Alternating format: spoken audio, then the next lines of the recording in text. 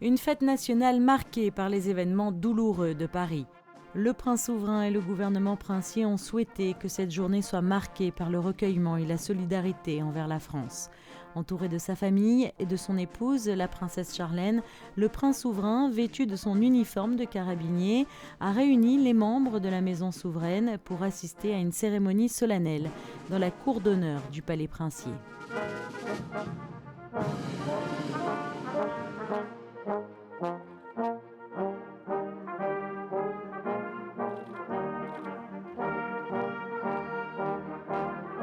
Après que l'hymne national monégasque ait retenti, le souverain a passé en revue les troupes et a salué l'étendard.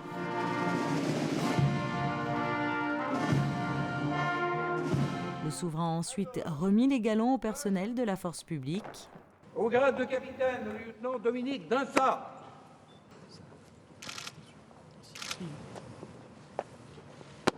Le lieutenant Jean Canu.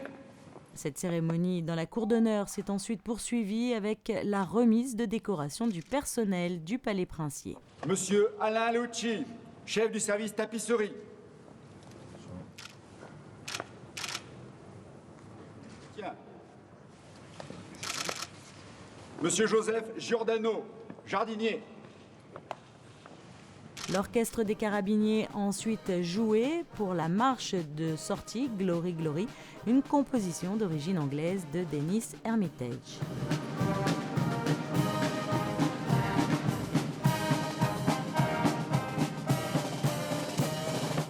Direction ensuite la cathédrale de Monaco, où non pas un Te Deum a été donné, mais une messe solennelle d'action de grâce.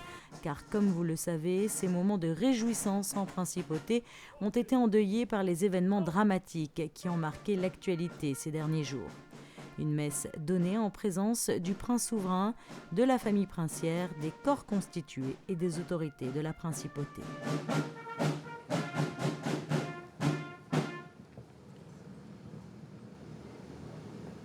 Une messe solennelle d'action de grâce de profundis a donc été donnée en hommage aux victimes de Paris, une messe célébrée par l'archevêque de Monaco, Monseigneur Barcy.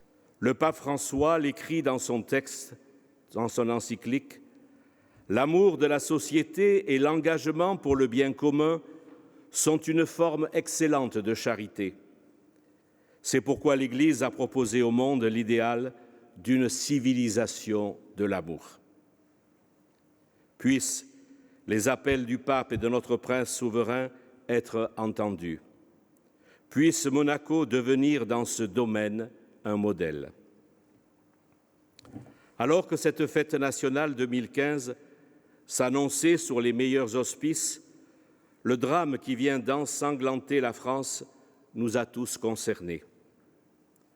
Comment être pleinement dans la joie quand le pays ami et voisin avec lequel nous partageons une communauté de destin est affronté à la violence et à la barbarie? En accord avec notre prince, tout à l'heure et exceptionnellement, nous ne chanterons pas le Te Deum, mais le psaume 129, le De Profundis, que nous prierons pour toutes les victimes de cette tragédie. Nous dirons ensemble « Des profondeurs, je crie vers toi, Seigneur, Seigneur, écoute mon appel. » Ce terrorisme qui a frappé tant d'innocents nous fait mesurer la souffrance des peuples d'Orient, mais aussi d'ailleurs, peuples au sein desquels se trouvent de nombreux chrétiens. Ces hommes, ces femmes, ces enfants, ces personnes âgées fuient leur pays, leur maison, car ils sont affrontés quotidiennement à des horreurs. Pour agir contre cette inhumanité qui conduit au néant, la société doit être en mesure de se défendre, mais elle doit susciter en elle un sursaut moral et spirituel. Ce n'est pas en cherchant à effacer de l'horizon les valeurs fortes du christianisme ou en offrant aux jeunes comme seule perspective d'avenir la consommation des biens matériels que nous éradiquerons la désespérance, la violence et le terrorisme. À ces attitudes de mort, opposons la voie de la raison. Nous, les baptisés, rejetant la tiédeur qui pourrait être la nôtre, osons affirmer notre foi chrétienne, une foi forte et respectueuse de tous. Nous ne croyons pas en un Dieu qui veut la mort de l'homme, mais nous croyons en un Dieu qui veut que l'homme vive. Jésus le déclare expressément dans l'Évangile de Jean. « Moi, je suis venu pour que les hommes aient la vie en abondance. » Nous voulons être témoins d'une espérance, car avec Jésus-Christ, la mort et le mal n'auront jamais le dernier mot. Sans nous décourager, apportons à ce monde une réponse d'amour en favorisant le dialogue entre les personnes, les communautés et les religions. Seigneur, entends la prière qui monte de nos cœurs. Pour la principauté de Monaco, en ce jour de fête nationale, afin qu'elle soit dans le monde une inlassable ambassadrice pour le respect d'une écologie responsable et la préservation de la création, prions le Seigneur. Seigneur, entends la prière qui monte de nos cœurs. Pour ceux et celles qui vivent loin de leur pays, spécialement pour nos frères chrétiens d'Orient, qui ont fui leur terre en ces temps de persécution, afin qu'ils trouvent dans leur entourage accueil et compréhension, prions le Seigneur. Seigneur, entends la prière qui monte de nos cœurs. Prions le Seigneur pour les victimes des attentats de Paris. Que le Seigneur, plein de miséricorde, les accueille dans sa lumière. Prions aussi pour les personnes blessées et leurs familles. Que le Seigneur leur accorde réconfort et consolation dans leur épreuve. Et demandons au Seigneur qu'il nous fasse le don de la paix. Seigneur, entends la prière qui monte de nos cœurs. Seigneur notre Dieu, nous te prions pour notre pays. Accorde-lui une entente sincère entre tous ses habitants, un dialogue fraternel avec tous les peuples du monde et une ouverture totale au message de ta vérité par Jésus le Christ notre Seigneur. Amen. Accompagné par le grand orgue de la cathédrale, par l'orgue de chœur et par l'orchestre philharmonique de Monte-Carlo, la maîtrise de la cathédrale et les petits chanteurs de Monaco ont interprété la prière pour le prince, suivie du psaume 129 De Profundis, clôturant ainsi cette messe solennelle d'action de grâce.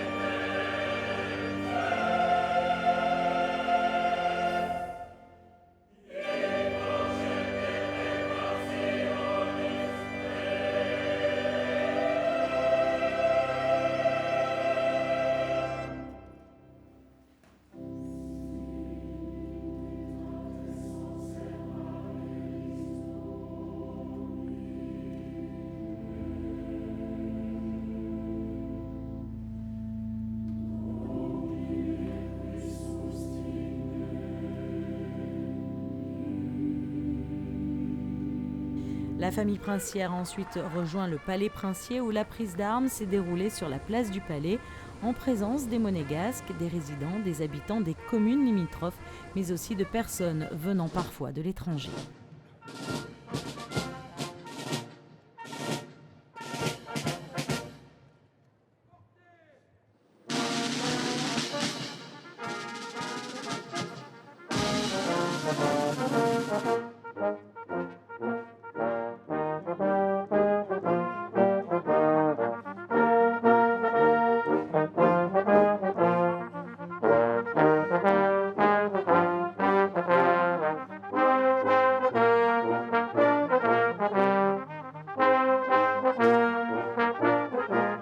Le ministre d'État, Michel Roger, a ensuite passé en revue les troupes.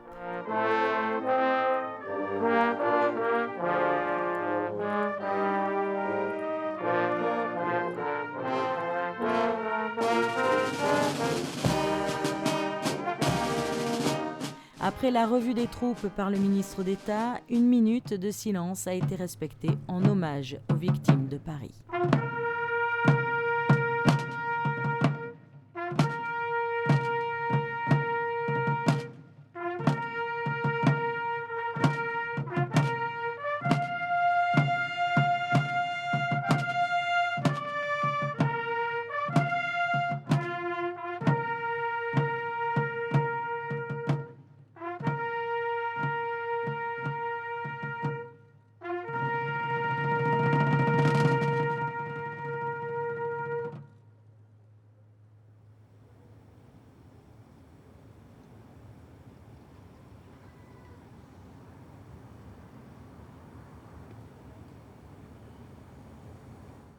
S'en est suivie la remise des décorations par le ministre d'État, Michel Roger.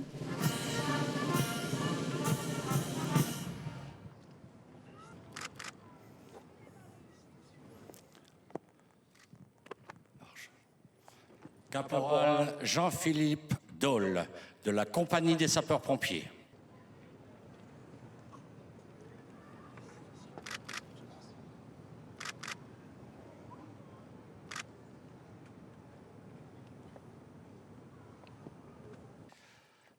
Agent de police Jean-Pierre Biancucci, de la Sûreté publique.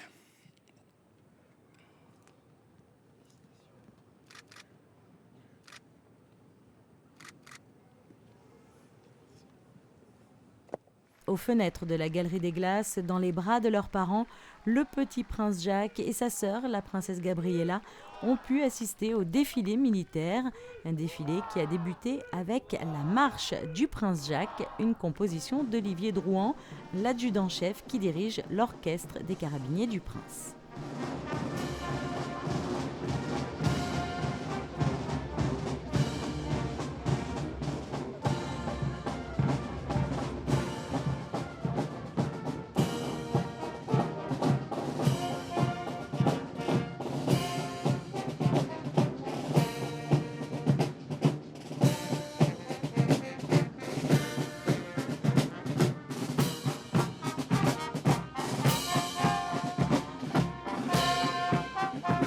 Lors de cette cérémonie, un hommage a également été rendu à Philippe Robodingo, lieutenant-colonel qui quitte ses fonctions à la tête des carabiniers du Prince pour rejoindre le service d'honneur du palais. Pour le lieutenant-colonel Philippe Robodingo, au caïd.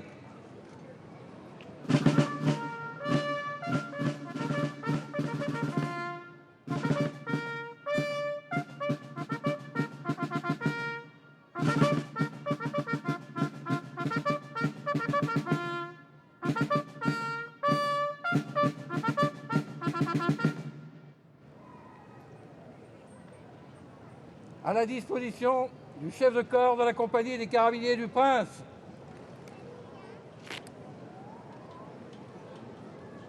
À mon commandement. Portez. Entre.